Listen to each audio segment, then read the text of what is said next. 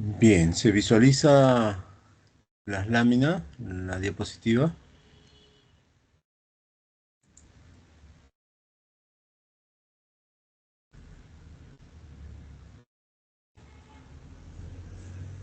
Estamos observando la diapositiva, disculpen. Sí, profesor. Ya, ok, comenzamos entonces. Bueno, ante todo, un poco la virtualidad, de hecho, a veces provoca también ruidos o interrupciones y eso es seguramente les adelanto va a ocurrir aquí porque vivo en una zona traficada. Así es que en algún momento voy a tener que interrumpir por esos motivos, si es que se presentara, claro. Y de hecho, en el ambiente también hay mascotas y por lo tanto pido disculpas. Bien, el tema que se va a desarrollar ahora es de actividades económicas y claro, también ustedes lo llevan como parte digamos, de los factores de la producción, de la clasificación de actividades económicas a nivel del curso, ¿no? De economía. Desde la geografía trataremos de enfocarlo ya con los aspectos vinculados al territorio, obviamente, al clima, a la disponibilidad de recursos, al hecho también de que la población se beneficia de estas actividades y algo que también no descartamos es cómo el proceso o en el proceso histórico las actividades económicas han tenido características comunes y a la vez también diferencias, ¿no? Entonces, vuelvo a repetir, creo eso es algo que ustedes también ya lo han visto en otros cursos, pero trataremos de enfocarlo ya de manera, digamos, integral, ¿no? Entonces, a ver, empezamos. La agricultura, de hecho, es una actividad milenaria que se tiene en el Perú. Digo milenaria en el sentido de que viene de mucho tiempo atrás, de la época prehispánica, incluso preinca. Entonces, hay toda una tradición sobre ella, ¿no? Eh, pero también tienen que considerar de que el territorio peruano es bastante complejo, bastante difícil y no es competitivo, agrícolamente hablando, con países como Argentina, Paraguay o Brasil, ¿no? Que tienen extensas tierras planas y a la vez también han sido incorporadas a la agricultura. Entonces, quizá el relieve, quizá, digo quizá, el relieve haya favorecido también a que en estos países se disponga de una actividad agrícola a gran escala, ¿no? Mientras que en el nuestro, si bien es de antigüedad el uso y el aprovechamiento de la agricultura, tenemos pocas tierras agrícolas, ¿no? Eso tenemos que decirlo así claramente. No tenemos grandes cantidades de tierra. El territorio es extenso, sí, tiene 1.285.000 kilómetros cuadrados, pero de ese espacio, ¿sí? Solamente hay una superficie agrícola de casi 18%, o sea, alrededor del 20% tiene una superficie agrícola, lo cual ha ido también, digamos, cambiando, porque si vemos en la imagen superior izquierda, ¿no? Nos da una referencia de cómo el suelo agrícola o la superficie agrícola, ¿sí? Ha ido incrementándose en el tiempo, ¿no? Ahora, esa es una ventaja también, eso es una condición que desde la antigüedad se ha venido incorporando nuevos espacios a la agricultura, ¿no? Tradicionalmente se incorporaban los terrenos que están en laderas, ¿sí? Entonces, cuando uno viaja en la región andina, va a encontrar vestigios, restos de andenerías que la población antigua podía utilizar, ¿no? Hoy en día quedan muy pocos de esos lugares, muchos de ellos han sido abandonados, pero se están incorporando en otros sectores, en la selva, en la misma región de la costa y también en la zona andina, ¿no? Y aún así es muy poco comparado a otros países.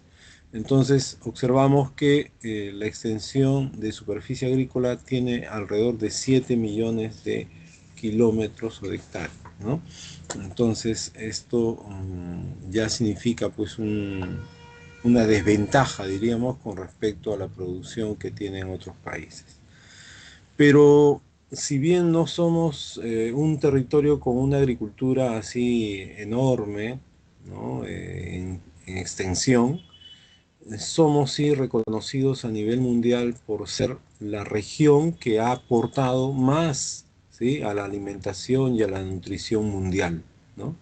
Ese es un poco el factor relevante que debemos considerar. Seguramente hemos, bueno, digo hemos en el sentido de que ya en clases pasadas hemos mencionado algunos aspectos, ¿no? La producción agrícola en el Perú es diversa y eso ha permitido que también se adopte o se distribuya o se utilice estos productos en otros países, en otras regiones del mundo, ¿no? Entonces el aporte a la humanidad está justamente en este tipo de alimentos, en este tipo de recursos que la agricultura andina, alto andina, ha ido proporcionando, ¿no? La papa, por ejemplo, ¿no? Tenemos más de 3.000 variedades de papa. El maíz, el tomate y últimamente reconocido como centro de origen en el Perú sería el cacao, ¿no? Entonces, esos aspectos son favorables para mencionar que la diversidad está presente, ¿no?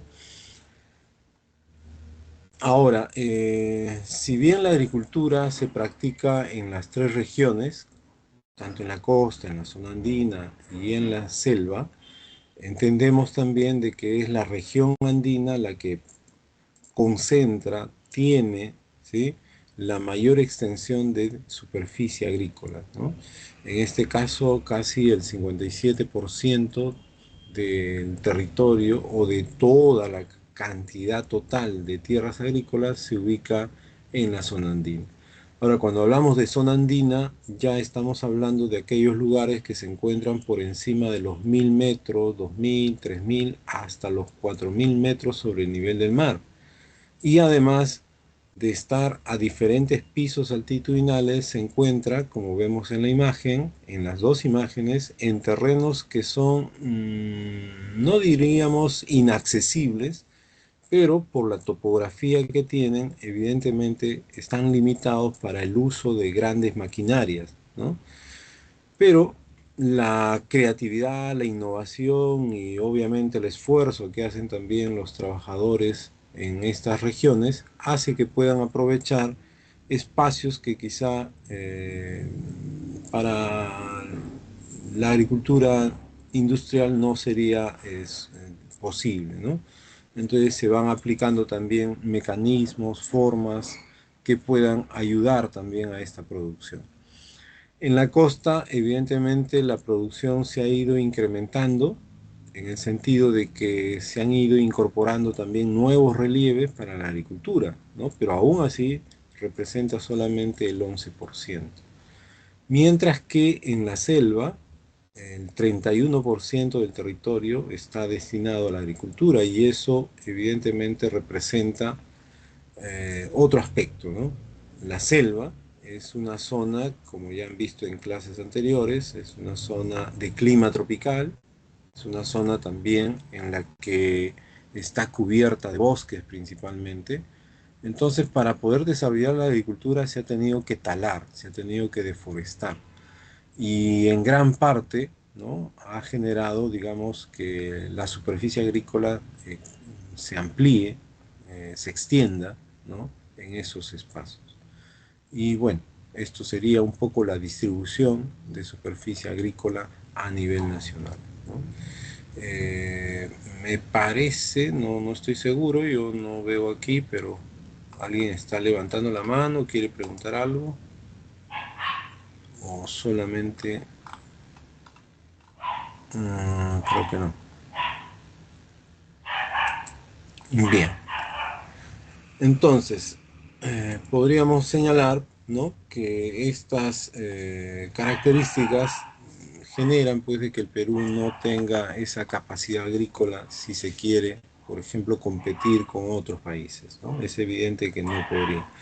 Donde sí podríamos nosotros resaltar es en la variedad. ¿no? Porque tenemos diferentes pisos climáticos, tenemos también diferentes tipos de suelo, tenemos también diferentes productos que se han adaptado a estas diferentes condiciones de clima y suelo, ¿no?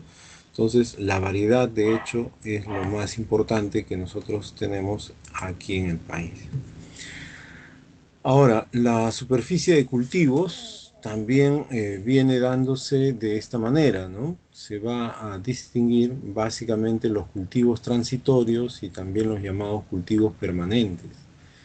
Los cultivos transitorios son aquellos en el cual nosotros estamos dependiendo de las condiciones climáticas para poder sembrar, cultivar y luego cosechar, ¿no? Que son los términos que se utilizan en la agricultura.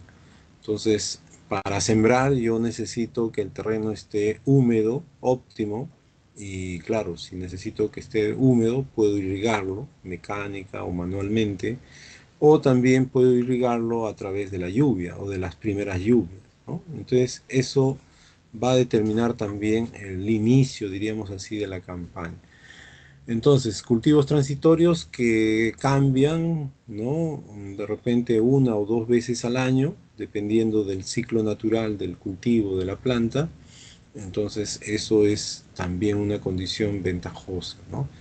Hay algunos cultivos transitorios que requieren poca agua, ¿no? Es el caso de repente del algodón, o hay algunos recursos que requieren gran cantidad de agua, ¿no? Y bueno, ya entendemos que es el arroz, por ejemplo. Entonces el algodón y el arroz son extremos en ese sentido, ¿no? Pero ambos se cultivan y se producen a nivel también de la costa. Entonces, ese es un aspecto que quisiéramos también precisar porque la costa, y como vamos a ver más adelante, tiene aspectos muy particulares, ¿no? Los cultivos permanentes son aquellos en que mantenemos la estructura, digamos, mantenemos la planta durante mucho tiempo y solamente aprovechamos el fruto, ¿no? La semilla, el fruto, la flor, quizá en algunos casos. Entonces, esta nos permite que anualmente podamos tener una producción continuada. Y en muchos casos, sobre todo en la zona de la costa y parte de la zona andina, se está prefiriendo producir este tipo de cultivos, ¿no? Porque no requiere quizá que estemos regando, cultivando, cosechando constantemente. Entonces, evidentemente tiene otro sistema, ¿no? Pero es también una ventaja que en el Perú podamos disponer de cultivos frutales como la chirimoya, el lúcumo y otros que también se han incorporado a la producción nacional, como es el caso de la uva, como es el caso del mango, como es el caso también de espárragos, etc. Entonces, observamos claramente de que hay algunos cultivos que se producen más que otros debido un poco a la disponibilidad de tierras, pero principalmente a la demanda que hay de este producto, ¿no? Y a la facilidad también con la que se pueda producir. El Perú, por ejemplo, tiene una variedad de papa y de maíz muy importante y esa es una ventaja, ¿no? El clima y el tipo de suelo ha favorecido para que en el Perú se produzca un cultivo tropical exótico, en este caso el café. Y bueno, resulta que el clima y también el tipo de suelo, los minerales que hay en el suelo, han permitido que el café sea de los más selectos, de los más reconocidos en el mundo.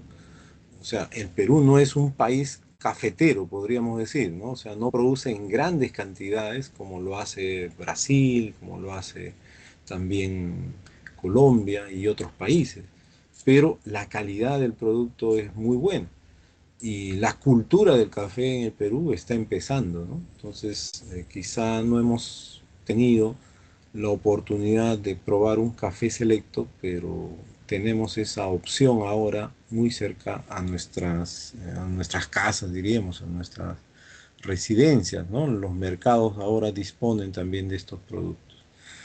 Bien, entonces estos cultivos pueden darse de esta manera, ¿no? Transitorios y también permanentes. Ahora, el número de propietarios, este es también un dato que el INEI tiene. Eh, Como ven ustedes aquí en el cuadro, en la costa representa un casi 16%, mientras que en la zona andina un 64%, ¿no? Entonces, eh, eso también tiene que tener una condición, ¿no? El mayor número de parcelas, ¿sí? Están fragmentadas, están divididas, ¿no? En pequeños espacios, en pequeños terrenos, principalmente a nivel de la zona andina, ¿no? Casi el 64%. El menor número de propietarios lo vamos a encontrar a nivel de la costa porque hay menos propietarios, pero son dueños de mayores extensiones de terreno, ¿no? Ese también es otra relación que podríamos observar ahora, ¿no? Principalmente. Eh, Otra condición es que también en la zona andina los terrenos agrícolas generalmente pertenecen a la comunidad.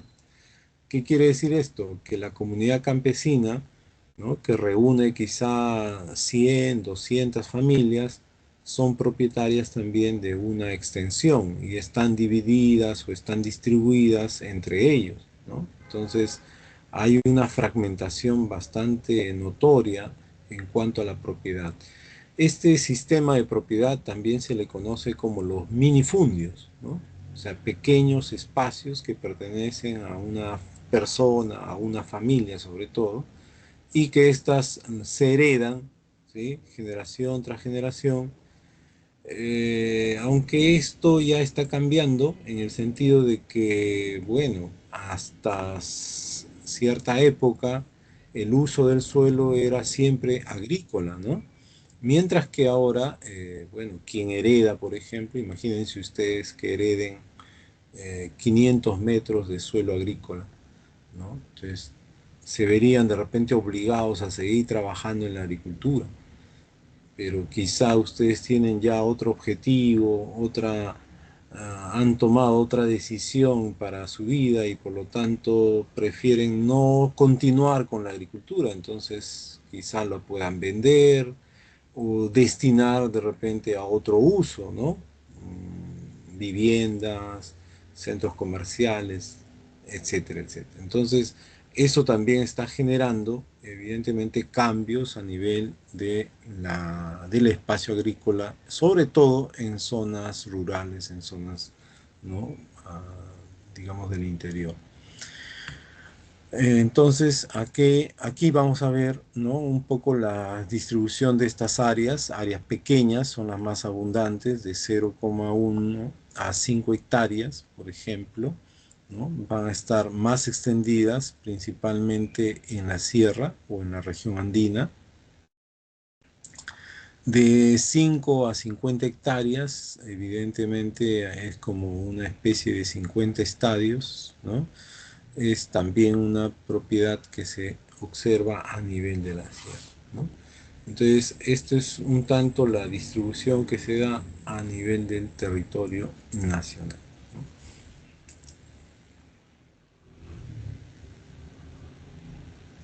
¿no? Bueno, ahora viene ya un poco las características de la agricultura a nivel digamos, de las regiones, ¿no? Pero antes tendríamos que distinguir lo que es agricultura intensiva y agricultura extensiva, ¿no? Entonces, aquí,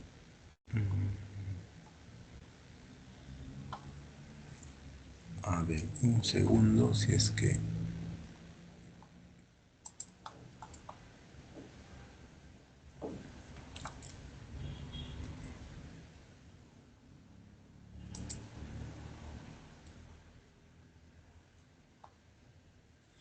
No dispongo de este... Ok.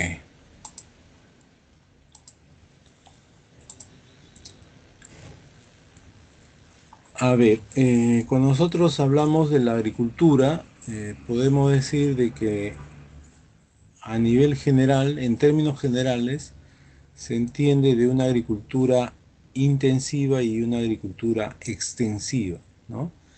Aquí, por ejemplo, en la costa se habla de una agricultura intensiva.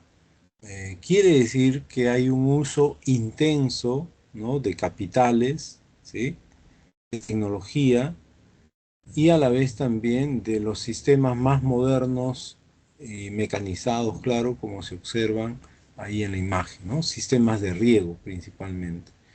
El sistema de riego que estamos observando en la parte superior, ¿sí?, de la imagen es un sistema de riego llamado por aspersión, ¿no? Si ustedes ven, ahí está el conducto, las tuberías y bueno, a cierta altura se, bueno, en este caso debido a una cierta presión que también tiene el agua, ¿no?, llega a este sistema de tuberías y debido a la presión y también regulado para cierta distancia, se empieza a irrigar este campo, ¿no? Entonces aquí ya no hay necesidad de irrigarlo de la manera tradicional, ¿no? La manera tradicional era inundar, por ejemplo, las zonas de cultivo, o sea, inundarlo hasta cierta altura, ¿no?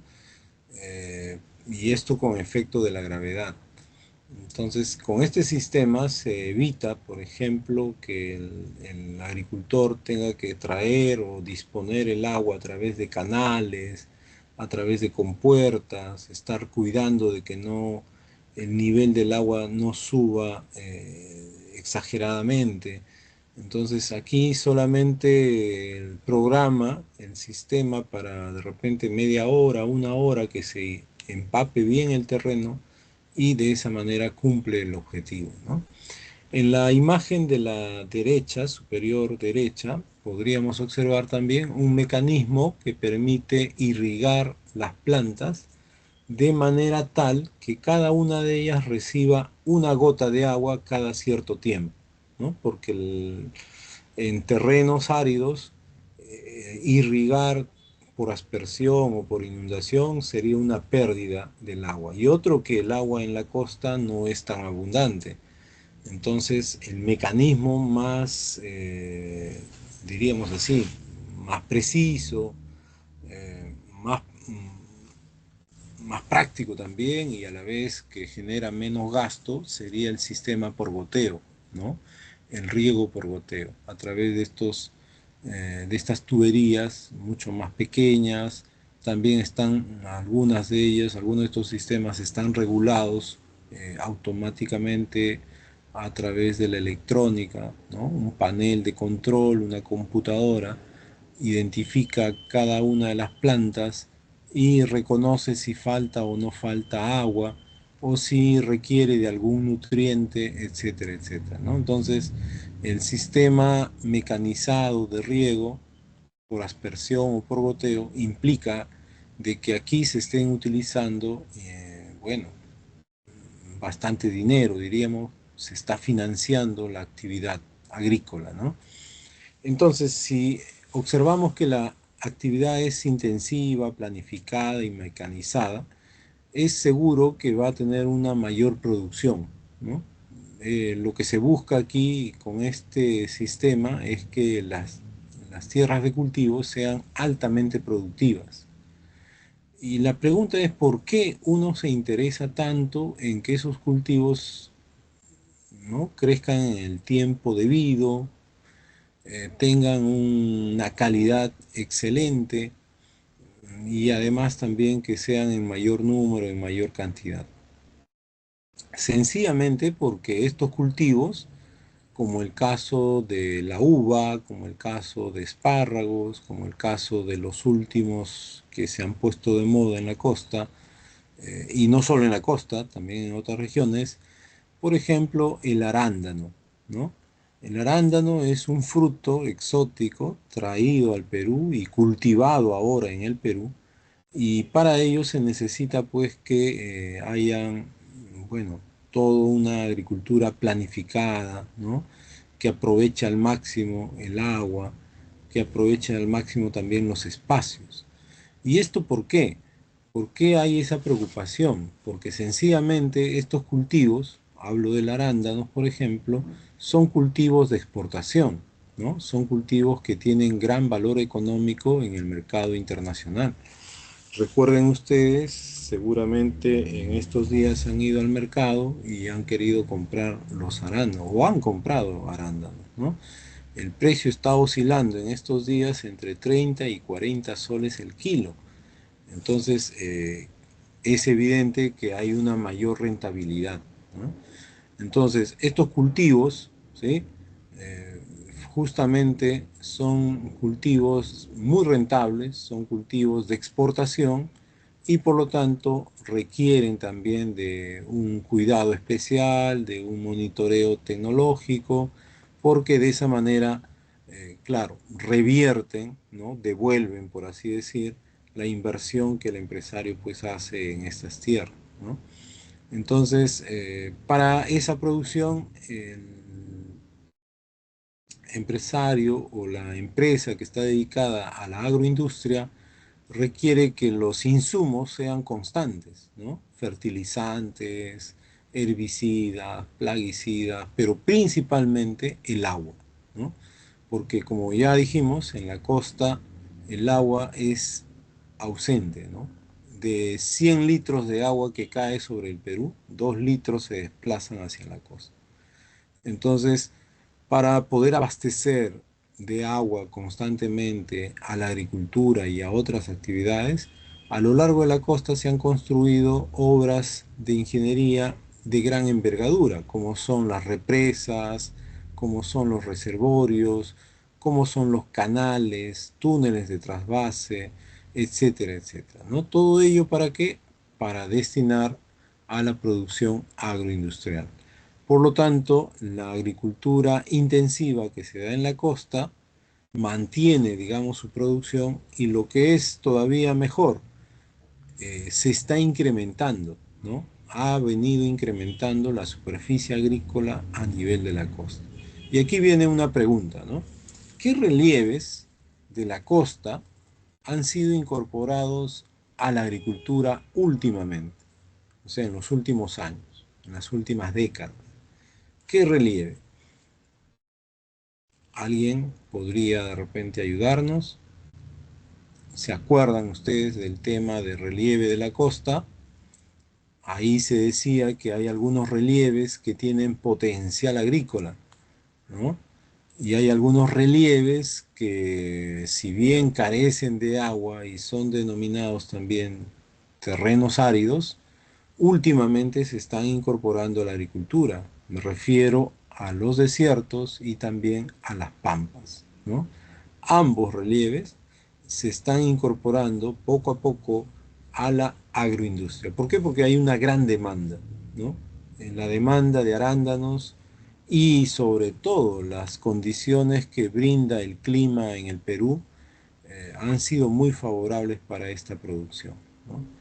Entonces, muchos agricultores a nivel de la zona andina están prefiriendo, ojo, esto seguramente en los próximos años se va a incrementar, están prefiriendo en la zona andina cultivar o producir arándanos, ¿no?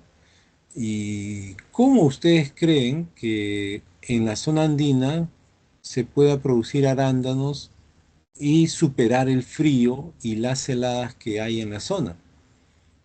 Entonces, para eso se utiliza también los sistemas de invernadero, el sistema de riego por goteo, un control constante de la producción, el aprovechamiento también de las épocas secas que hay en la zona andina. Entonces, esto podría significar también un cambio en el tipo de cultivo a nivel de la zona andina. No en toda la zona andina, pero sí en algunos lugares que son propicios, ¿no? Y esto ya se observa, por ejemplo, ustedes si han viajado a la ciudad de Huaraz, en el camino al ingreso de la ciudad de Huaraz, en las zonas cercanas, ya se produce arándano, ¿no? Pero para evitar que el frío afecte la producción, sobre estos terrenos han construido un sistema de invernadero. Por eso es que cuando vamos por la carretera, a lo lejos se observan de repente superficies de plástico blanco, de otros colores, que protegen al cultivo de ese cambio térmico que ocurre en las zonas altoandinas, ¿no? En Cajamarca también, ¿no? Se está prefiriendo producir arándanos a producir de repente pasto, papa, maíz, porque como ustedes saben, la papa, el maíz requieren más trabajo, más esfuerzo, más tiempo. En cambio, los arándanos crecen más o menos en 4 meses.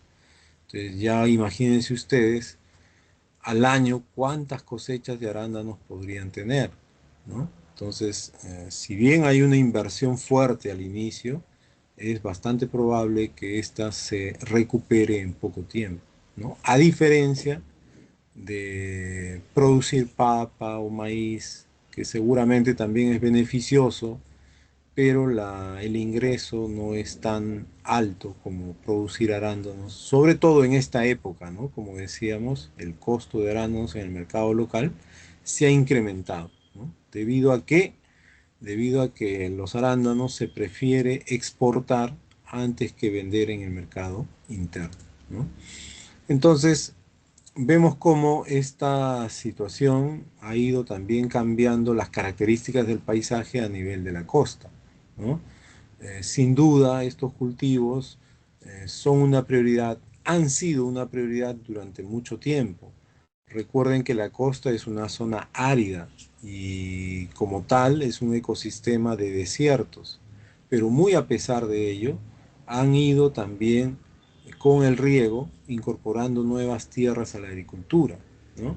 Y eso ha generado un cambio en el paisaje, un cambio de uso de suelo, una dinámica también poblacional bastante notoria, ¿no? ¿Qué quiere decir? Que si yo tengo tierras de cultivo cada vez más grandes a nivel de la costa, voy a necesitar sí o sí cada vez más personal, ¿no? ¿Y estas personas de dónde vienen? Muchos de ellos son personas que viven en la localidad o cercanas a la localidad, o también vienen o migran, ¿no? De las zonas internas del interior del país hacia sectores de la costa donde hay gran producción agrícola. Un ejemplo de esto es Ica, ¿no? En Ica la gran cantidad de producción agrícola industrial ha generado también una movilización constante, si se quiere también temporal, ¿no? De muchos jóvenes que van a trabajar por temporadas en la agricultura, ¿no? Y no es que ganen poco, ¿ah? Tienen un sueldo, digamos, considerable, porque es atractivo y porque, claro, se necesita que la producción continúe, ¿no? Entonces, para mantener al personal también los sueldos deben ser relativamente atractivos, ¿no? Entonces, en Ica, por ejemplo, se ha demostrado eso, ¿no? De hecho, estos cultivos pues generan, como ya dije, rentabilidad, divisas, y eso es un poco el motivo, ¿no? Como dice la canción, el motor y motivo de toda la inversión que se da a nivel de la costa, ¿no? Esto claramente resume un poco la llamada agricultura intensiva, ¿no? Pero algunos aspectos también tendríamos que considerarlo, ¿no? La agricultura intensiva es mecanizada, dispone de fuertes capitales tecnológicos, pero también ocupa o utiliza grandes extensiones de terreno que generalmente son de tipo monocultivo, o sea, un solo tipo de cultivo por terreno. Tradicional e históricamente la costa siempre ha producido cultivos agrícolas, pero que no satisfacen la demanda interna, sino la demanda externa, ¿no? Entonces, esa ha sido también una característica a nivel de la agricultura intensiva, ¿no? Generalmente está orientada a satisfacer la demanda del mercado externo, ¿no? Ejemplo, tenemos el algodón, la caña de azúcar que se producía en grandes cantidades para la producción industrial de azúcar y venderlo al exterior, ¿no? Claro, con el tiempo han cambiado, los productos sintéticos, etcétera, han reemplazado, y por lo tanto la agricultura ha tenido que adaptarse, ¿no? Ha sido favorecida también por la demanda externa. Imagínense que si en el mundo no consumieran espárragos, en el Perú no produciríamos espárragos, ¿no? Imagínense que el arándano no se hubiera conocido en el mundo. Igual también, la agricultura intensiva de la costa quizá no hubiera producido arándanos, sino otro producto, ¿no? Entonces, ahí viene un poco la tendencia de la agricultura intensiva. Es muy desarrollada, muy productiva, pero satisface la demanda externa, ¿no? Es un aspecto que claro, caracteriza, diríamos así, a la agricultura a nivel de la costa. Bien, en esta parte creo que algunos detalles podríamos mencionar sobre el impacto, ¿no? De hecho, la mecanización, el sistema de riego continuado en un suelo árido provoca que también los cloruros, las sales que están en el suelo árido, afloren por efecto de capilaridad a la superficie y impidan también el desarrollo fértil, digamos, del suelo, ¿no? Ese problema también se viene dando a nivel de la costa y por lo tanto se habla de la desertificación, ¿no? Por el exceso de riego o también por el exceso de producción, o sea, al suelo no se le permite, entre comillas, descansar, reponer, ¿no? Sus nutrientes, sus fertilizantes. Eh, en la costa no se dan ese lujo, diríamos así. No se le puede permitir que el suelo descanse porque hay que producir cultivos rentables, ¿no? Entonces, para que el suelo sea productivo constantemente, le adicionan elementos y productos químicos que compensan la fertilidad, que también reducen las plagas, evitan enfermedades, etcétera, etcétera. Pero hay toda una acumulación de productos químicos, ¿no? Entonces eso trae consigo también impactos negativos en el ecosistema. Bien, ahora en la zona andina nosotros tendríamos que también destacar que es una actividad, como dije, tradicional, es una actividad milenaria y que de hecho ha dado aportes a la humanidad en cuanto a técnicas, ¿no? En cuanto también a domesticación, como ya dijimos, y a la producción de alimentos, ¿no? La seguridad alimentaria está justamente aquí, en la zona andina, no tanto por la cantidad, sino por la variedad, ¿no? Por la variedad de productos. Entonces, en algunos sectores de la zona andina, como ya veníamos comentando, han destacado más, ¿no? Producto del relieve, que quizás sea predominantemente plano, principalmente los valles, y también por el acceso a servicios o al uso de maquinaria. O sea, no podemos decir que en la zona andina es totalmente extensiva, no, estaríamos cometiendo un error. También hay agricultura intensiva, pero en pequeñas cantidades, en algunas zonas, ¿no? En específico. O sea, ya utilizan maquinaria, por ejemplo, ¿no?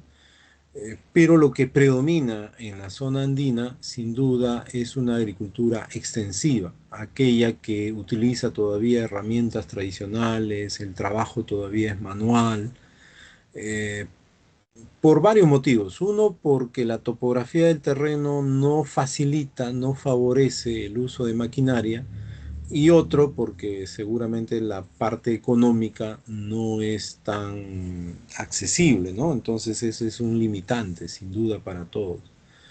Y también otro aspecto que no descartamos es el hecho de que hay una cultura, ¿no? Hay una cultura agrícola en la zona andina. Entonces las poblaciones a veces se reúnen, ¿no? Para limpiar, por ejemplo, los canales, las acequias, lo celebran con bastante alegría, con bastante entusiasmo, porque asegurar el agua es también asegurar la vida para toda la población, ¿no? Porque utilizamos el agua para el ganado, para la agricultura, para el consumo, etcétera. Entonces, se mezcla una situación muy importante aquí, ¿no? La tradición, la cultura y, bueno, también la producción. Por lo tanto, la producción aquí predomina, como ya dije, extensiva, pero esta porque hay también aspectos que ya hemos considerado, pueden ser también algunos de los factores limitantes, ¿no? Principalmente el hecho de que no se dispone económicamente de recursos, ¿no? Entonces hay bastante limitación en ese aspecto. Otro también detalle que no deberíamos dejar de mencionar es que estos lugares están prácticamente, o muchos de estos lugares están prácticamente desconectados con los mercados principales a nivel regional, a nivel local, ¿no? Y ya imagínense estar conectados con el mercado mundial. Están bastante olvidados o bastante abandonados, ¿no? Entonces, su producción muchas veces no llega al mercado, ¿no? El total de su producción no llega al mercado, solamente para el autoconsumo o llamado también producción de subsistencia, ¿no? Para poder seguramente vivir, o sea, produzco y de ello me alimento, ¿no?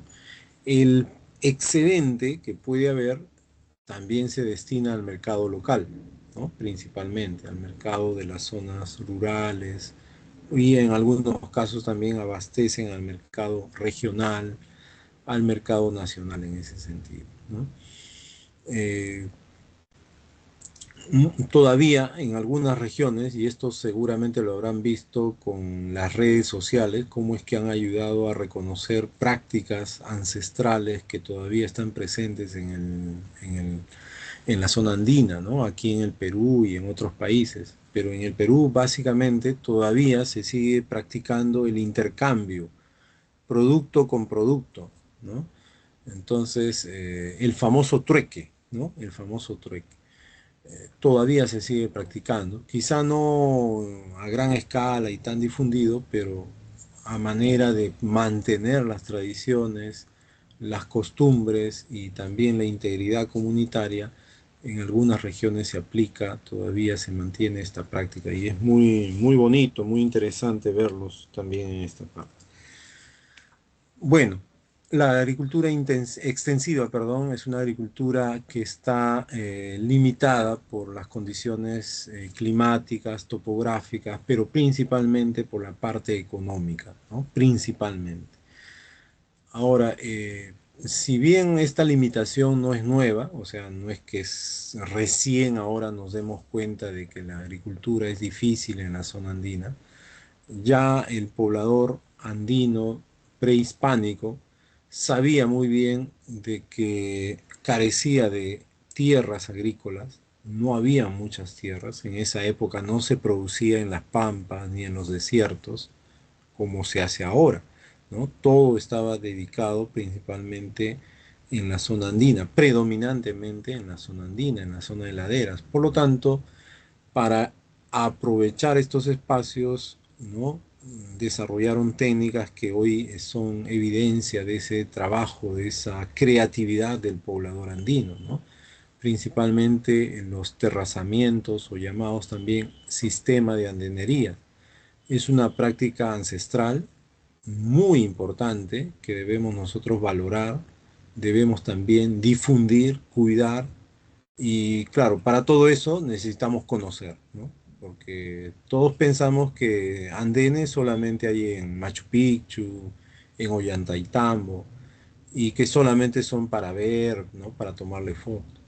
Pero no, los sistemas de andenería, si bien muchos se han abandonado a lo largo de toda la zona del territorio nacional, en algunas regiones todavía están siendo utilizadas y siendo productivas, ¿no?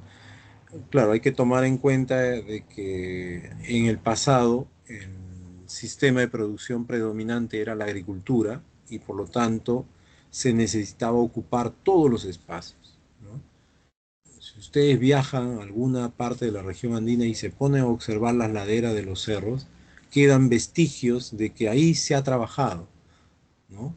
Y podríamos decir de que el hombre andino no dejaba un espacio libre, no dejaba un espacio sin utilizar, ¿no? A pesar de que era difícil el acceso, la maquinaria, etcétera, eso no importaba, ¿no? Entonces tenían esa capacidad.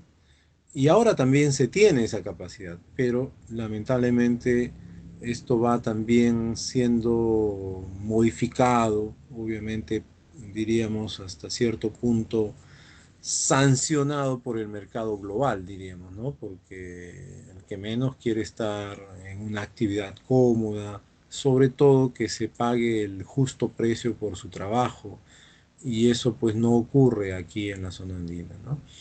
Eh, Hasta ahora, por ejemplo, están presentes los intermediarios que van a las zonas rurales y compran el producto que han trabajado los agricultores de la zona.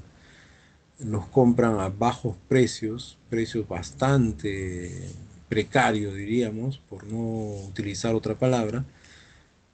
Pagan, por ejemplo, 10 céntimos el kilo de papa o 20 céntimos el kilo de papa y luego lo llevan al mercado, ¿no? Y en el mercado lo compramos a 2 soles, 3 soles, 4 soles a veces, ¿no? Que no está mal que el intermediario gane por su trabajo, por el transporte, ¿no? Pero también es necesario que el agricultor gane el justo precio por su producción, ¿no? Por su esfuerzo. Y eso mejoraría también sus condiciones de vida, ¿no? Mejoraría la calidad de vida del poblador rural, ¿no? Entonces, eso un poco nos está llevando a pensar de que el poblador rural debe ser pobre, debe ser precario, ¿no? Debe carecer de carretera, debe carecer de agua, de luz, ¿no? Tenemos esa idea todavía, ¿no? Y bajo ese concepto hemos mantenido estas formas, ¿no? De relaciones productivas. Entonces es necesario cambiar eso, ¿no? Evidentemente, porque también son peruanos, también se merecen los mismos derechos, ¿no? Y los mismos beneficios que los pobladores urbanos, ¿no? Entonces, la agricultura es un reflejo, diríamos así, de la situación en la que también viven extensas comunidades, ¿no? Ahora, fíjense, en los valles, seguramente por ahí pasa un río, un curso de agua principal, y por lo tanto en los valles la agricultura es un poco más sencilla, ¿no? La irrigamos, la trabajamos con bueyes y por lo tanto el agua es disponible constantemente. Entonces, en la zona de valle hay una agricultura que se basa en el riego por sistemas de inundación o sistemas también por gravedad, ¿no? Abren los surcos y el agua ingresa, se empoza o se detiene mínimamente y luego empieza a circular, ¿no? Y ese es el sistema de riego por gravedad o inundación. Pero en las alturas, en estos terrenos que estamos viendo, por ejemplo, en las imágenes superiores, en las alturas es un poco difícil trasladar el agua, ¿no? Porque el agua, por efecto de la gravedad, se va rápidamente hacia los puntos más bajos. Entonces, ¿cómo el agricultor se ha dedicado a producir también en aquellos terrenos donde no hay agua, donde no hay canales, donde no hay ríos? Bueno, es que también en la zona andina la época de lluvias empieza más o menos en septiembre hasta septiembre, octubre, hasta marzo, abril, ¿no? Entonces, en ese periodo de lluvias, el agricultor sabe muy bien que ese suelo se va a nutrir, se va a humedecer y por lo tanto va a permitir el crecimiento, ¿no? Del cultivo. Y estas tierras que están en laderas son conocidas como tierras de secano, ¿no? Porque dependen principalmente de las lluvias. Si no hay lluvias, no hay producción en estas tierras. Y generalmente es lo que ocurre, ¿no? Cuando vamos de repente a la zona andina, entre mayo, junio, julio, agosto, muchos de los cerros o de las laderas están desprovistos de vegetación, están completamente secos, ¿no? Porque es una época evidentemente seca, ¿no? Entonces no hay agua, no hay producción. Pero si regresamos a ese lugar en enero, febrero, marzo, está completamente verde porque hay una producción constante debido a la presencia de agua, ¿no? Entonces, estos aspectos son fundamentales también entender para poder conocer esa realidad, ¿no? La agricultura en la zona andina es muy importante, por poco espacio que tenga, los aportes han sido muy significativos, ¿no? Bien. Algunos términos que se utilizan para la agricultura andina, no se olviden que aquí se producen los llamados cultivos tradicionales, ¿no? O llamados también los cultivos de pan llevar, ¿sí? Eso también lo van a encontrar en algunos textos, ¿no? Entonces, cultivos de pan llevar son aquellos que yo produzco y los llevo a la mesa o a la cocina, a la casa, y puedo consumirlos directamente, ¿no? Y claro, son hortalizas, papas, cebolla, maíz, ¿no? Habas, etcétera, etcétera. En la zona andina también hablamos de los cultivos de altura, ¿no? Recuerden ustedes las 8 regiones. Los cultivos de altura se encuentran ya en la región de Suni, en la región de Puna, mientras que los cultivos tradicionales o de pan llevar se ubican generalmente en la zona de Quecho, ¿no? Entonces, ¿cuál es un cultivo de altura? Por ejemplo.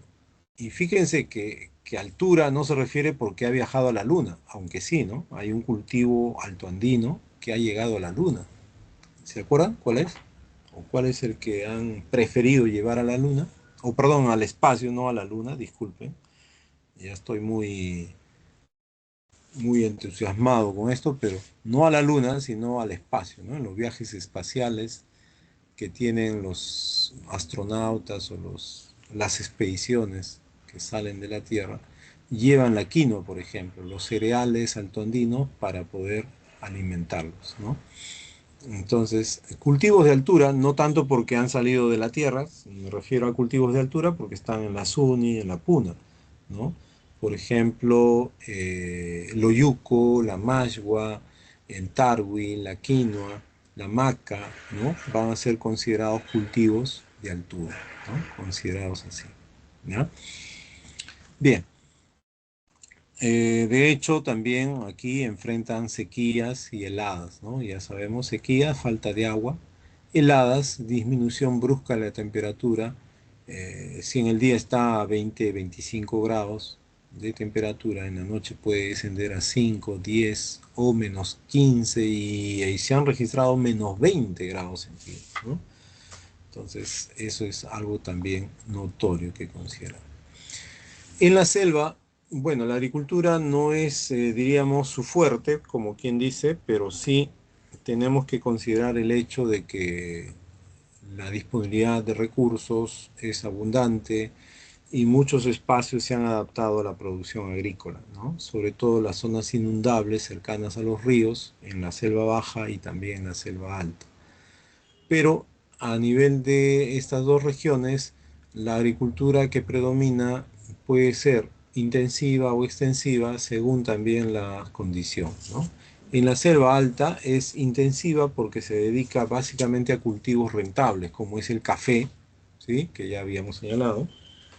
El café más rico en el Perú y uno de los más considerados en el mundo, el de Chanchamayo, Villarrica, el café también de Amazonas, de Quillabamba en el Cusco, ¿no? Son zonas productoras de café. En el caso del café, se habla del café de altura, uno, es el que vende el Perú, o el café de sombra, como también le llaman ahora último, ¿no? ¿Por qué le llaman café de sombra? Porque esto en Villarrica principalmente es lo que he observado, ¿no? Hace el año pasado, con un grupo de estudiantes nos fuimos a Villarrica y nos sorprendió el hecho de que paralelo, ojo, no sé si me llego a dejar entender, paralelo a la línea de árboles se cultiva también el café, ¿no? Un poco para aprovechar la sombra y que el trabajador en la zona no sufra, bueno, evidentemente la radiación solar, ¿no? Pero eso también ha permitido de que el café adquiera cierta tonalidad, cierto aroma, etcétera, etcétera. Entonces, Villarrica es una de las zonas productoras de café de altura, de café de sombra, conocidas así, ¿no?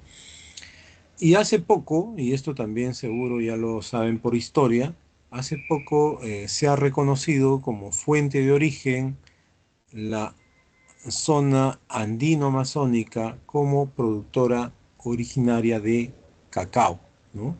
O sea, las primeras semillas o las semillas más antiguas ubicadas en el continente americano ha sido en el Perú, en la región de Amazonas, ¿no? En una excavación arqueológica encuentran justamente las semillas de cacao. Hasta hace poco se pensaba de que el cacao era oriundo de Centroamérica, ¿no? Y fíjense, las investigaciones son muy importantes por ello, permiten también reconstruir un poco la historia, la geografía, las relaciones productivas que se daban en el pasado, ¿no? Entonces, en la selva alta se tiene esta condición. Ahora, no todo es bonito también, ¿no? En la selva alta no debería haber agricultura, ojo, o si es que hay, debería ser muy limitada, muy pequeña, ¿no? ¿Por qué? Porque es una zona muy lluviosa y evidentemente la naturaleza genera condiciones para también mantenerse como tal, ¿no? Entonces, si es una zona muy lluviosa, el suelo tiene que estar protegido y para eso están los árboles. Si yo talo los árboles, le quito la protección al suelo, ¿no?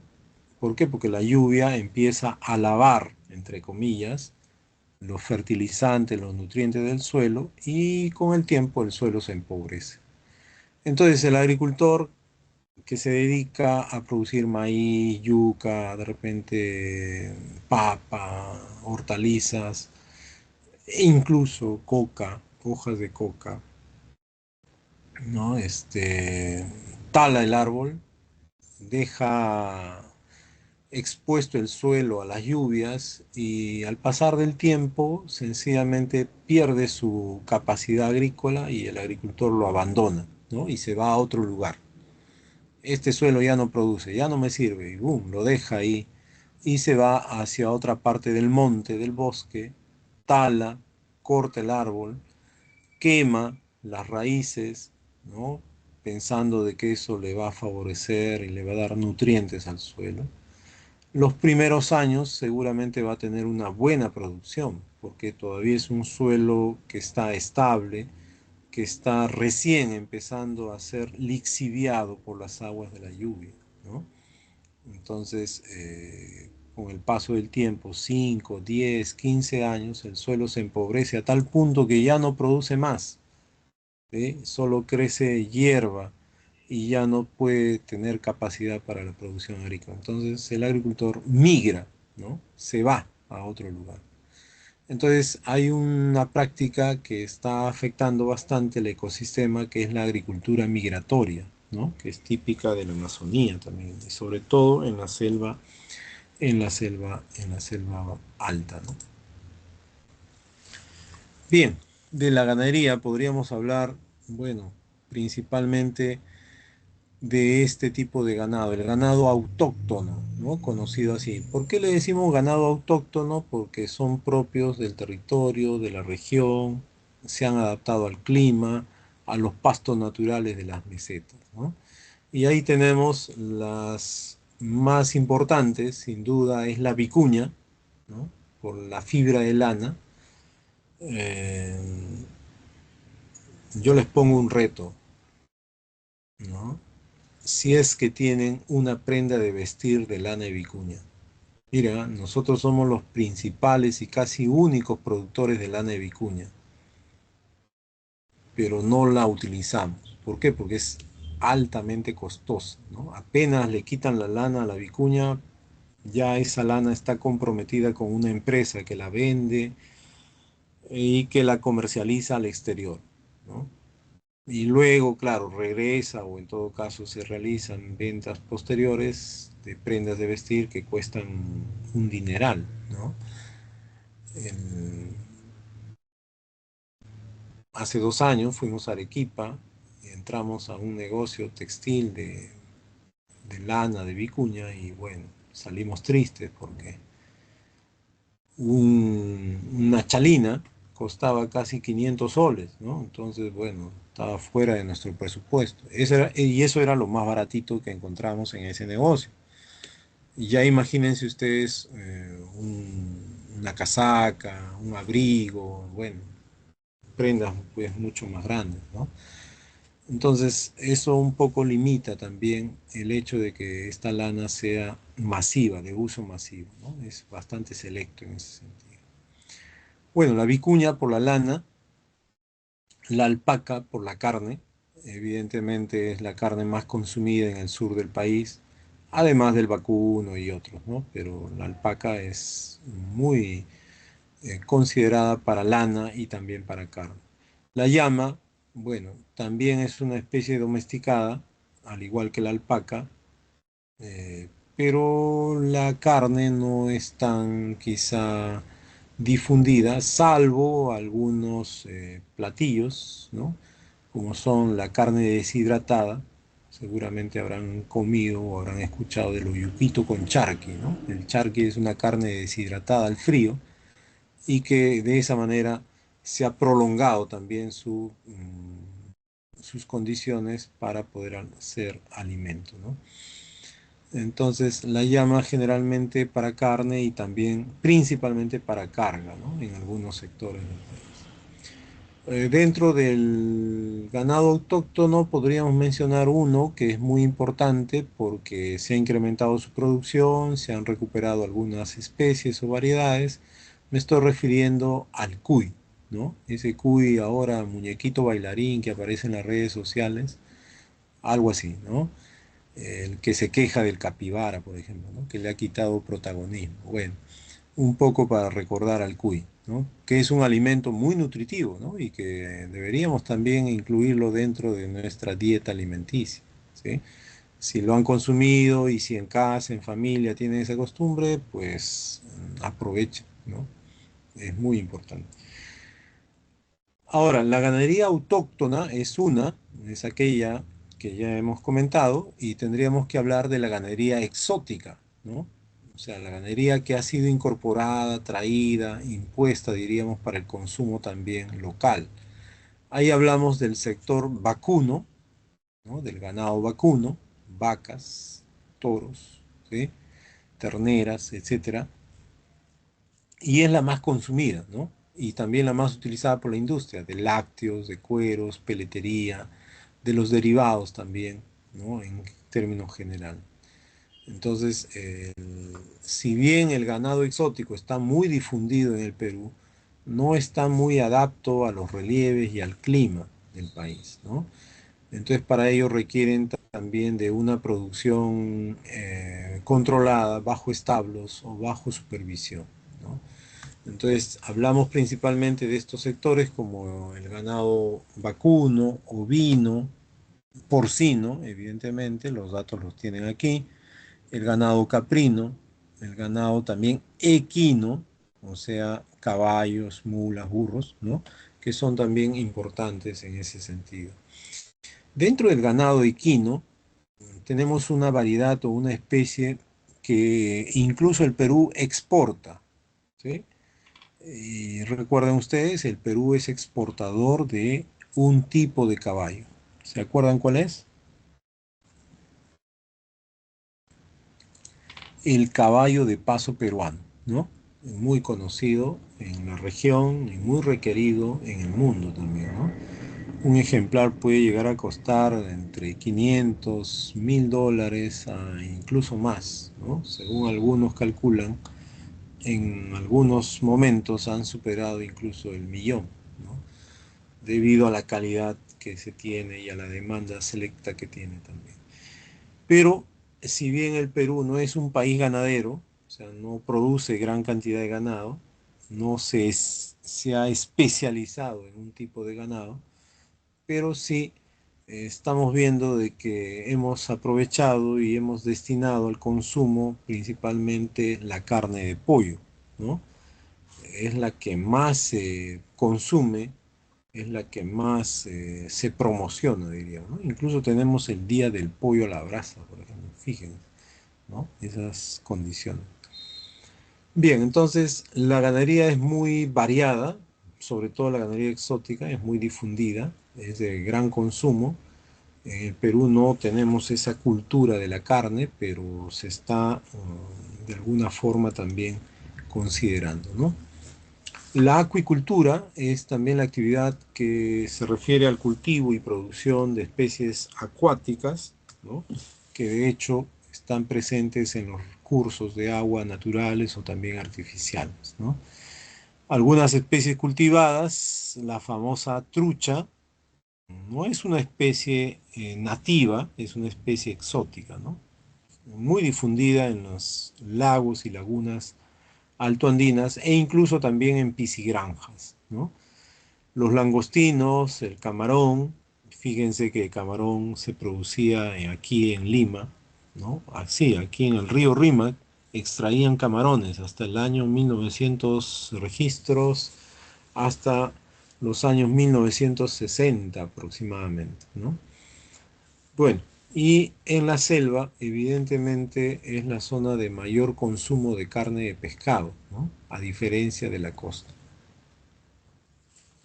La pesca, de hecho, es una actividad también tradicional. Se divide en dos. La pesca artesanal, aquella que, como vemos, las embarcaciones pequeñas no tienen gran tonelaje. Otro que también no disponen de sistemas de comunicación o de geoposicionamiento para poder alejarse, ¿no? Del litoral. Eh, la pesca artesanal abastece al mercado interno, o sea, extraen el recurso y lo llevan directamente al mercado. Por eso es que el consumo o en la gastronomía, digamos, peruana, el consumo de pescado es bastante fresco, ¿no? No se estila consumir pescado congelado, ¿no? No es una costumbre nuestra, diríamos, ¿no? Salvo alguna emergencia, pero no es nuestra costumbre, mientras que en otros países sí, justamente porque carecen de recursos ictiológicos en sus zonas adyacentes, ¿no? Mientras que el Perú no, pues imagínense comprar un pescado congelado, tu mamá te lo devuelve seguro, ¿no? No estamos acostumbrados, no es nuestra cultura, evidentemente porque tenemos un mar rico, ¿no? Muy variado sobre todo. La pesca industrial es aquella que sí tiene capacidad de carga, puede desplazarse a gran distancia porque tiene sistemas de comunicación, de radar, y por lo tanto se dedica a la pesca de altura, ¿no? Mientras que la pesca artesanal es una pesca de litoral, pegada al litoral, hasta unas 5 millas. La pesca industrial o de gran escala es una pesca de altura que llega hasta las 200 millas, ¿no? Claro que esta pesca industrial no está destinada al mercado interno, abastece a la industria de harina, de aceites, de conservas, de congelados mismos, ¿no? Entonces, esa es una diferencia. Y fíjense, en la década del 60, en la década también inicio del 70, el Perú fue el país con mayor producción pesquera en el mundo, ¿sí? De los 100 kilos de pescado que se consumía y se extraía en el mundo, casi 20 kilos provenían del territorio peruano, o sea, del mar peruano, ¿no? Por eso es que al Perú se le considera como una de las regiones de mayor riqueza ictiológica. Y todos, ojo, todos en el mundo piensan que el poblador peruano es gran consumidor de carne de pescado, ¿no? ¿Por qué? Porque dicen, claro, tienen un mar muy rico y entonces estarán consumiendo carne de pescado pues en abundancia, estarán, ¿no? Todos los días, pero no, comemos pollo todos los días, ¿no? Dejando de lado la gran calidad nutritiva que tiene estos recursos, ¿no? Y claro, eso ya es política alimentaria, eso ya es cultura también que se nos ha prácticamente impuesto. Preferimos el arroz, el fideo, el pollo, ¿no? Que no son tan nutritivos como estos recursos que tenemos a disposición, ¿no? Y es que, como ya dije, la pesca a gran escala, la que extrae grandes cantidades de recursos, no se va al mercado, ¿no? No está destinada al mercado. Por eso es que conocemos pocas especies de pescado en el mercado, ¿no? Aún así es muy diversa, muy variada, pero podríamos fácilmente tener una gran variedad, ¿no? Bueno, a seguir comiendo pollo, ¿no? Ah, incluso en la pesca continental, ya habíamos dicho, los pobladores de la zona amazónica son los que más carne de pescado consumen, ¿no? Y esto es una condición también muy especial. La pesca continental se practica en ríos, lagos, lagunas, cochas, tipiscas, si quieren, ¿no? Y bueno, cada región tiene una especie más o menos típica o peculiar, diríamos, ¿no? En el caso de la costa destacan principalmente el camarón, ¿no? O algunos langostinos en algunas zonas del norte principalmente. El carachi, suchi, ispi son especies nativas, ¿no? Que han sido desplazadas, ojo, han sido desplazadas por la presencia de la trucha. La trucha es una especie del norte de América, ¿no? Traída por ingenieros que estaban dedicados a la minería. Estaban aburridos los ingenieros y dijeron, ¿qué hacemos? Vamos a pescar, pero no nos gusta este pescado, hay que traer la trucha, el salmón, ¿no? De Canadá, de Estados Unidos. Y bueno, la trajeron, se adaptó muy bien y bueno, se difundió tanto que ahora es típica de las lagunas altoandinas, ¿no? Y todos consumen, o generalmente consumimos, trucha como especie nativa, ¿no? En la Amazonía, sin duda, la variedad es también bastante amplia. Hay que saber también consumir. No es tan sencillo como en la costa porque los peces de agua dulce tienen otras características anatómicas, generalmente muy escamosas o también muy espinosas, ¿no? Así que cuidado. Pero es de gran variedad y de gran consumo también en la zona, ¿no? Y muy valiosas también en el mercado internacional, como es el caso del paiche, ¿no? Que ahora también se produce en Piscigranja. Bien, veamos la minería. El Perú es un país minero por tradición. Fíjense que hasta el momento no se logran explicar cómo las culturas prehispánicas forjaban el oro, ¿no? El oro es muy dúctil, muy delicado, ¿sí? Y se necesita un trabajo de precisión. Entonces, el poblador andino o las culturas altoandinas o prehispánicas que manejaban esto del oro, ¿no? De la orfebrería, y que, bueno, adornaban muchos de sus trabajos también productivos, pues demuestran que había un criterio, un conocimiento, una técnica, ¿no? Para manejar los metales. Ya posteriormente la minería se hace más que todo rentable en cuanto a la explotación, y entonces se ha mantenido una explotación a través de socavones, de galerías, y eso lo viene o lo sigue haciendo la pequeña minería, ¿no? Mientras que la gran rentabilidad se obtiene cuando se extrae en grandes cantidades y una gran cantidad de metales. Y esto lo hace a tajo abierto o a cielo abierto o a galerías, ¿sí? Eh, como los que vemos en la imagen de la derecha, ¿no? La gran minería se dedica principalmente a esto, ¿no? Y claro, dispone también de una gran cantidad de recursos para desarrollar esta actividad.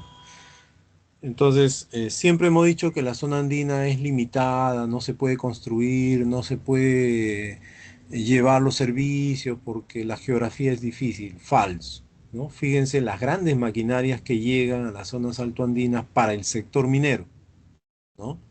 Si ustedes fueran ingenieros mineros, vivieran de repente 20 días en el campamento minero, tienen carretera, tienen luz, agua, desagüe, internet, todo, ¿no?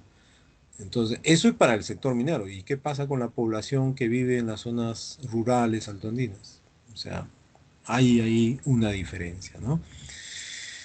Bien, algunos recursos que se han ido estableciendo a nivel de la región, porque el Perú es un país polimetálico muy importante, ¿no? Tenemos, por ejemplo, el oro, el cobre, la plata. Las regiones de oro o las regiones auríferas, podríamos señalar, está Cajamarca, está también La Libertad, como oros de alta ley, oro, perdón, de alta ley o en yacimiento, ¿no? El oro aluvial lo encontramos principalmente en Madre de Dios y también en algunas cuencas, ¿sí? A nivel de la región de la selva, ¿no? Si hablamos de la región cuprífera, o sea, cobre, principalmente la vamos a ubicar en la zona de Moquegua y también Arequipa, ¿no? A ver, hago una interrupción ahora, por favor.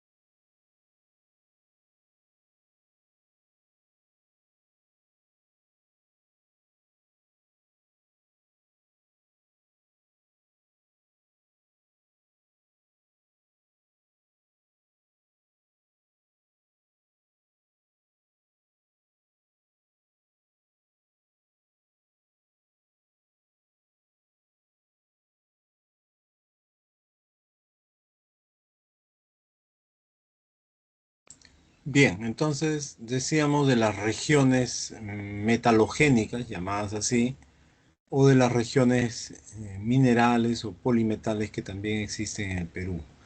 El Perú es un territorio, tiene un territorio bastante complejo, ya lo habíamos señalado, pero también muy rico, ¿no? En recursos minerales. Y esto producto de la tectónica de placas que ha ocurrido y que incluso, eh, bueno, yo no lo he sentido, pero ayer parece que ha habido otro sismo, entonces nos demuestra que el territorio es bastante activo, ¿no? Y eso a lo largo del tiempo ha generado la formación de yacimientos polimetálicos, volcánicos, magmáticos, los cuales permiten que el Perú disponga también de estos recursos, ¿no? Entonces, a nivel regional latinoamericano, ocupamos los primeros lugares en cuanto a explotación y a nivel mundial, de hecho, también hay cierta presencia, cierta consideración, ¿no? Eh, Pero la minería también es bastante discutida porque de alguna manera genera divisas, ingresos económicos al país por las inversiones. Muy cuestionada también los contratos que se han hecho con estas empresas porque debieran pagar más, ¿no? A diferencia de otros países donde se les pide que por los minerales que se llevan, pues deban pagar más impuestos, más regalías, ¿no? Entonces es una cuestión de ponerse de acuerdo, ¿no? Ahora, no decimos que la minería sea excelente, la única que nos va a llevar al desarrollo, ¿no? Falso. Pensar eso es no considerar de que hay otras alternativas que nos pueden sacar de este atraso que tiene el país, ¿no? Pero tampoco descartar totalmente la minería sería también una medida bastante descabellada. O sea, el Perú no tiene esa capacidad. Imagínense que la minería se retire o se desactive completamente.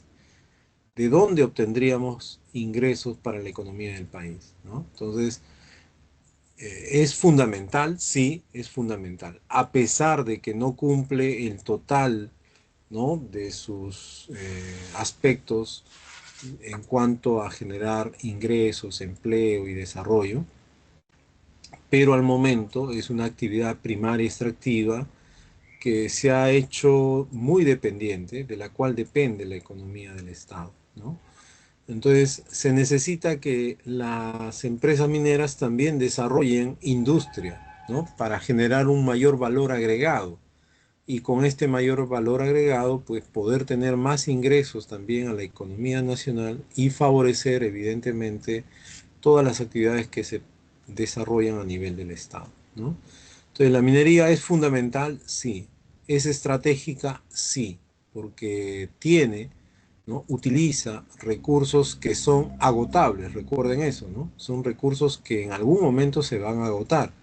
Entonces, no esperemos de que los minerales se agoten y ahí recién pensar en otra actividad, ¿no? Imagínense. Entonces, eso es bastante peligroso también.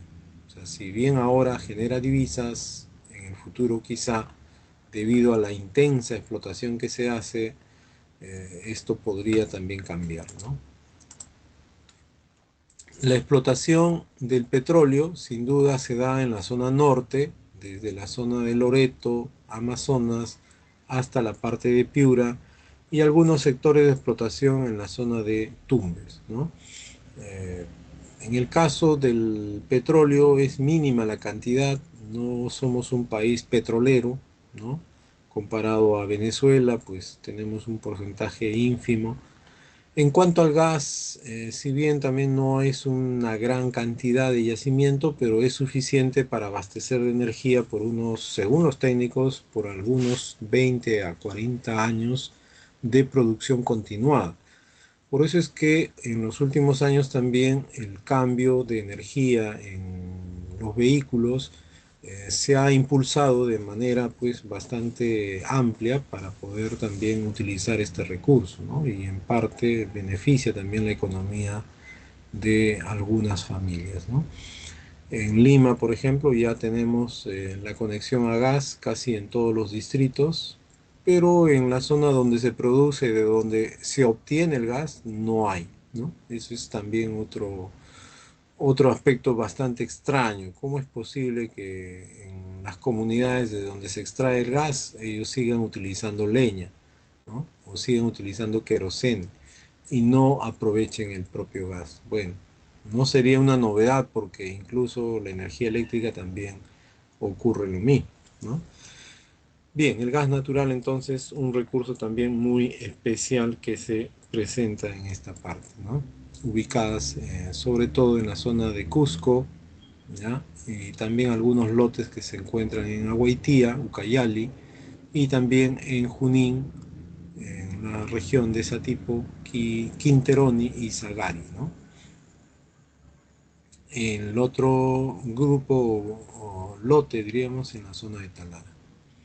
El impacto de la minería es evidente, ¿no?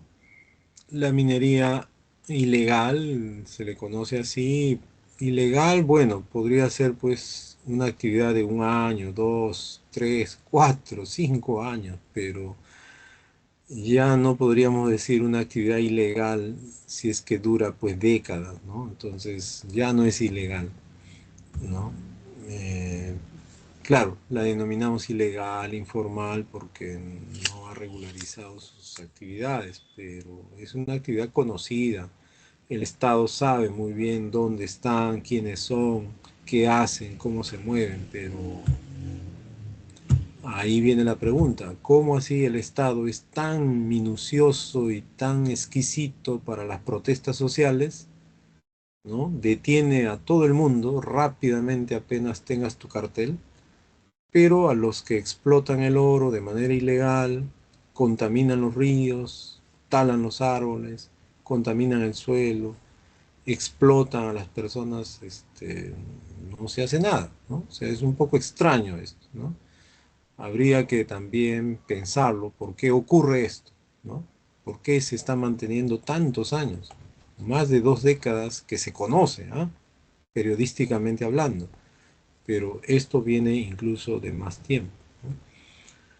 Y bueno, a alguien seguramente le hace cómodo ¿no? Le hace sencillamente fácil mantener eso. Bien, las claves entonces, para terminar esta parte. Ejercicio 1, 2, 3 y 4. Las claves, ahí están. ¿Ya? Bien, déjenme compartir el otro material. A ver, veamos. Tengo que salir y volver a compartir. Ah, caramba, esto no está funcionando. A ver, un ratito. Un ratito. Ok, ahora sí.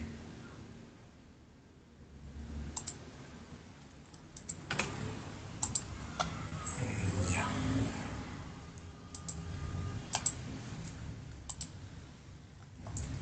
ok. Creo que acá sí. Ps, ps, ps, ps.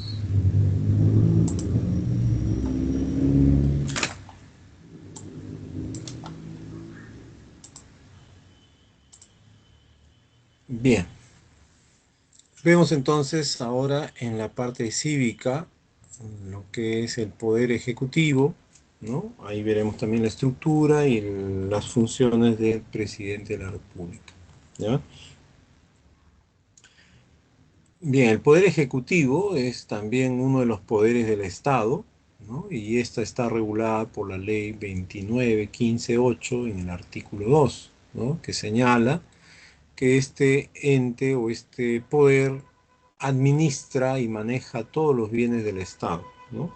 Y para ello, para efectuar este proceso, necesariamente tiene que ejercer, ¿no? El gobierno en las diferentes jerarquías, modalidades que podríamos tener a nivel del gobierno local. Bien, está compuesta o está integrada por la Presidencia de la República, el Consejo de Ministros, los ministerios, la Presidencia del Consejo de Ministros, los ministerios y aquellas entidades públicas que están adscritas al Poder Ejecutivo, ¿no?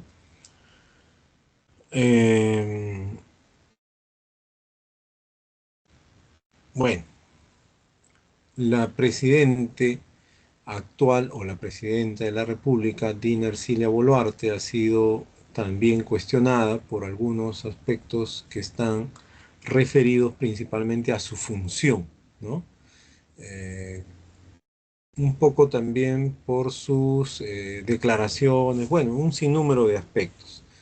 Pero como figura presidencial, de hecho, recae temporalmente en una persona por un mandato de 5 años. En este caso fue también por sustitución del exmandatario Castillo, que bueno, está en un proceso, ¿no?, judicial. Eh, el presidente de la República personifica a la nación y dirige y aprueba la política general del gobierno, ¿no?, como jefe del Poder Ejecutivo. Pero también es jefe del Estado y jefe supremo de las Fuerzas Armadas y de la Policía Nacional del Perú, ¿no? Entonces, si tú eres jefe de algo, evidentemente tienes que por lo menos conocer todo lo que se hace, todo el procedimiento y todas las decisiones que también se toman, ¿no? Entonces, decir que no sabía nada sobre las protestas, el uso de armas letales, etcétera, pues bueno, seguramente esto va a llevar a cabo a través de una investigación posterior, ¿no? Y ya lo iremos también conociendo más adelante. Para ser elegido presidente se requiere mínimo de ser peruano de nacimiento y mayor de 35 años y no tener ningún problema para votar, en este caso tener impedimentos judiciales, penales, etcétera, ¿no? Entonces ese es un aspecto que también debemos considerar. ¿Se puede vacar al presidente de la República? Sí. Los últimos años han sido ejemplo de ello y es una práctica, bueno, democrática, diríamos, en la que, como ya vemos, los tres expresidentes han sido vacados ¿no? Debido también a esta condición. Bueno, algunos, de hecho, han sido por otros motivos, ¿no? ¿Cuáles son los motivos? Por fallecimiento, muerte, permanente incapacidad moral o física, por renuncia. Recuerden que ya algún ex mandatario también renunció por fax, ¿no? Fíjense.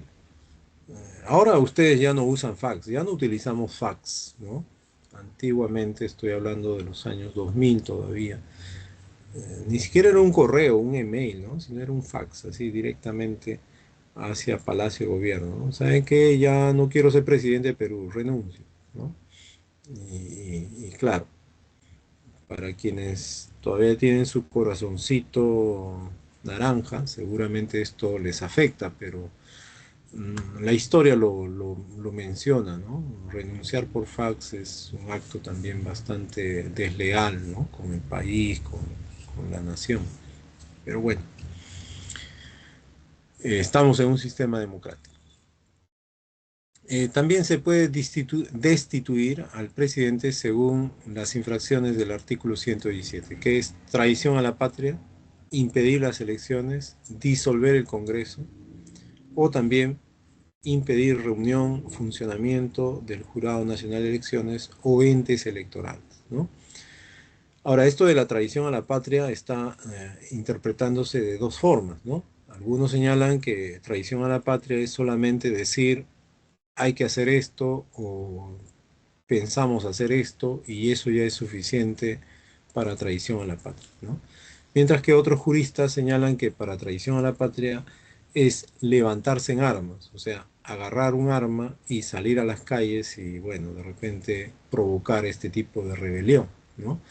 Entonces, en ese problema estamos ya varios años y no se han generado ninguna sentencia, ¿no?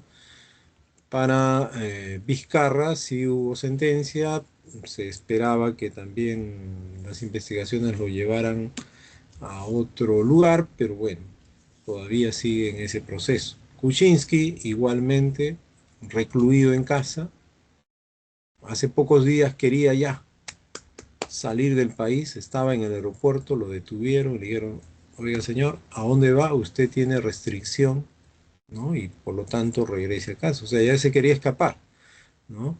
Imagínense si hubiera ocurrido eso. Sería terrible también para nuestra... eh, bueno, ya el Perú está sufriendo tantas situaciones, esta más no sería mucho, no generaría mucho que hablar, ¿no? Funciones del presidente como jefe de Estado, cumplir y hacer cumplir la constitución política, representar al Estado dentro y fuera del país o de la República, velar por el orden interno, o sea, asegurar de que la seguridad ciudadana sea pues una prioridad y obviamente esto no se está dando. Convocar elecciones se cumple, dirigir la política exterior y relaciones internacionales, conceder indultos también, ¿no?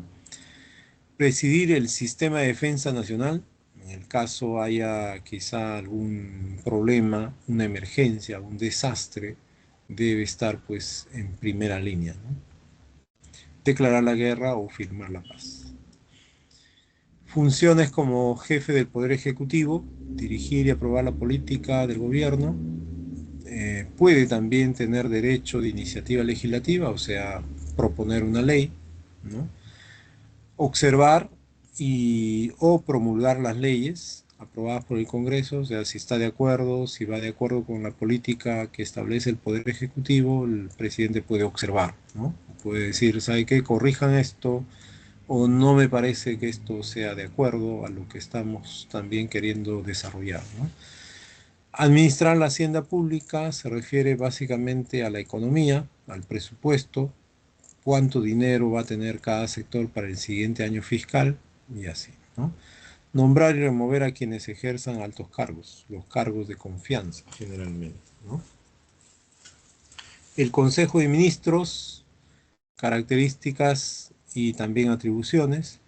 De hecho, está conformado por ministros que el presidente haya nombrado, generalmente son de su confianza, o al menos forman parte de la misma ideología, del mismo partido, del mismo parecer.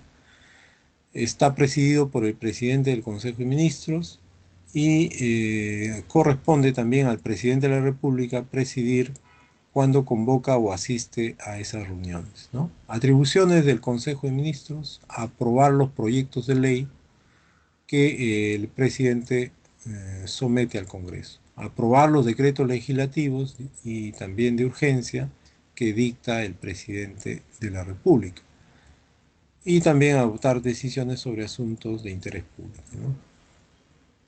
Actualmente es Melchor Arana, Eduardo Melchor Arana, el presidente del Consejo de Ministros, ¿no?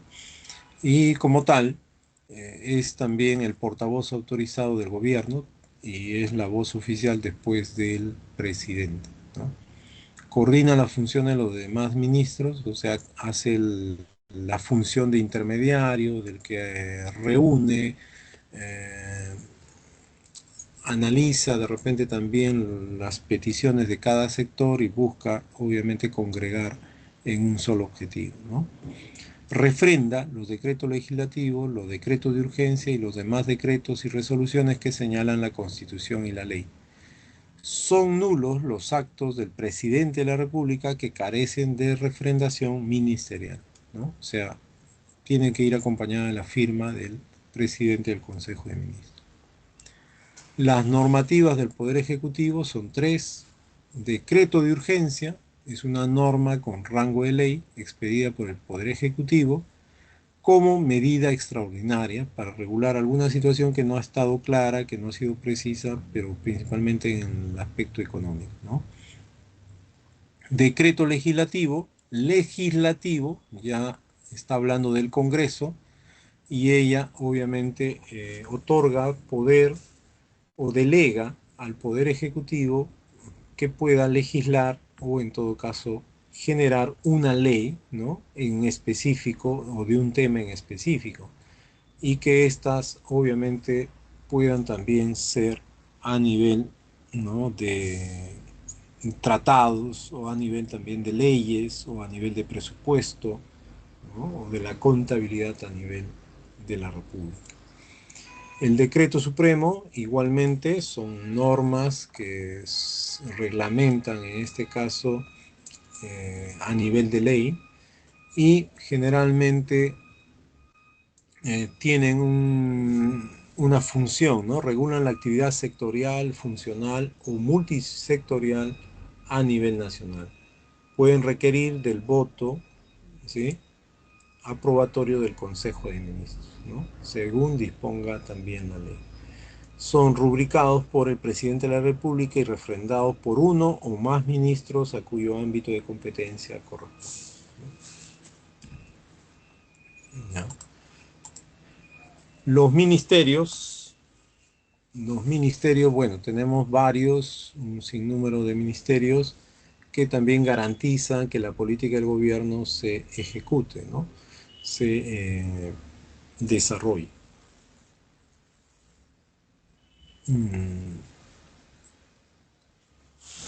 Bien, en esta parte igualmente los ministerios son sectores especializados en temas de salud, en temas de educación, en temas de justicia, en temas también de producción, ¿no?, de trabajo, de cultura, ¿no?, o también de el ambiente, por ejemplo, el Ministerio del Ambiente, ¿no?, que es también un ministerio especial. Entidades del Poder Ejecutivo son entidades desconcentradas con personería jurídica de derecho público. Tienen competencias de alcance nacional, están adscritos a un ministerio, ¿no?, o a la presidencia del Consejo de Ministros, ¿ya? Y ahí tenemos también algunos tipos: órganos públicos ejecutores, o también órganos públicos especializados, ¿no?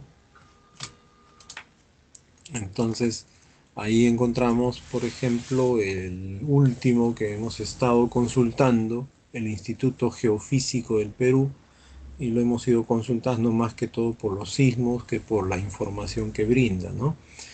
A veces muchos están preocupados también por el INEI, la población, también por la SUNAT, y bueno, son instituciones que están adscritas, como se dice, a uno de los ministerios, ¿no? Órganos reguladores y órganos técnicos especializados. Estos órganos reguladores son los que de alguna manera fiscalizan un tanto la acción o las actividades de la entidad pública o privada, ¿no? Bien, vamos a ver un poco los ejercicios. Aquí está. ¿Ya? Bueno, con ello estaría teniendo la clave, ¿ya?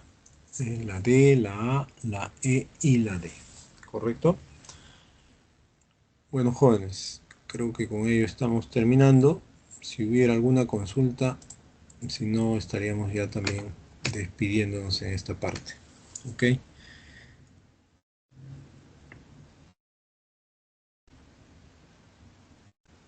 Bueno, parece que no hay. En todo caso, muchas gracias. Ya nos comunicamos si hubiera alguna necesidad. Buenos días a todos. Se cuidan. Profe, cuídese. Chao, profe. Gracias. Gracias. Cuídense. Chao, profe.